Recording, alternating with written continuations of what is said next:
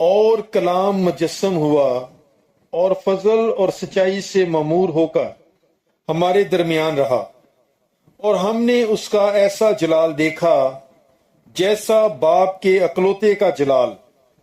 یوحنا نے اس کی بابت گواہی دی اور پکار کر کہا ہے کہ یہ وہی ہے جس کا میں نے ذکر کیا کہ جو میرے بعد آتا ہے وہ مجھ سے مقدم ٹھہرا، کیونکہ وہ مجھ سے پہلے تھا، کیونکہ اس کی مموری میں سے ہم سب نے پایا، یعنی فضل پر فضل۔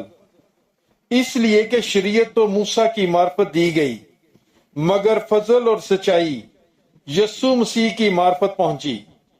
خدا کو کسی نے کبھی نہیں دیکھا، اکلوتا بیٹا جو باپ کی گود میں ہے اسی نے ظاہر کیا۔